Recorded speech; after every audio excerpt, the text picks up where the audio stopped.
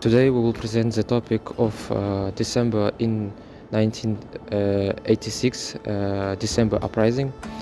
So the December events in 1986 was very pivotal moments for Kazakhstan and entire Soviet Union. To understand why the thousands of students took the streets of Almaty, we should look into three main factors. First of all, it was for most causes it was political trigger. In December 16, the Kremlin dismissed Mohamed Konayev, who had led Kazakhstan for over 20 years. In his place was the Kremlin appointed the Gennady Kolbin. It was problem not just how it's changed. It was problem that how it's done. For example, we should say about the Kolbin was a complete outsider who had never worked in Kazakhstan and knew nothing about the culture, language, etc. This appointment decided in meeting which lasted approximately 18 minutes, which local people thought that it was colonial disrespect. Then, secondly, we have a clash of ideologies. This happened in the era of Mikhail Gorbachev's perestroika and glasnost,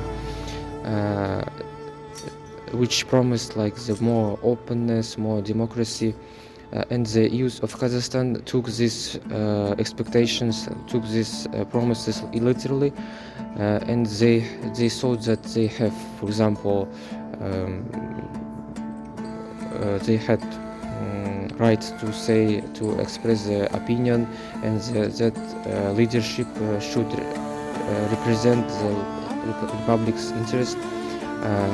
But when the Moscow ignored these expectations, it caused a very big wave and indignation. So that's why it was the problem. Now I will describe how the events unfolded and what consequences they had.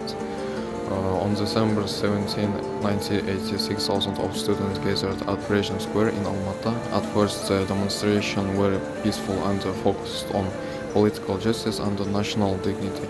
However, the authorities used the force to suppress the protest. Police and military units dispersed the crowds, and many young people were beaten, detained, expelled from universities, and fired from jobs.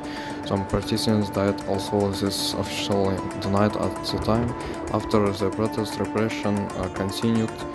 Protesters were labeled as nationalists, and many faced. Mukhtar Shakhanov later played an important role in defending the victims and restoring justice. Also, the uprising was crushed.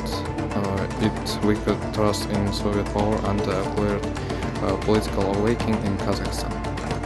Finally, I will explain the historical significance of the December 1986 uprising. These events became the first mass political protest in the USSR, based on national dignity during the period of perestroika. They marked the moment when Kazakh society moved from silence to open civic resistance. Although independence was not demanded directly, the protests asserted the right to self-governance and respect for national identity. After Kazakh gained independence, Perestroika was related as symbol of courage and the beginning of country path to Soviet historical. The uprising showed that Soviet system could no longer the main control. It became moral and political pressure of Kazakh independence in 1991.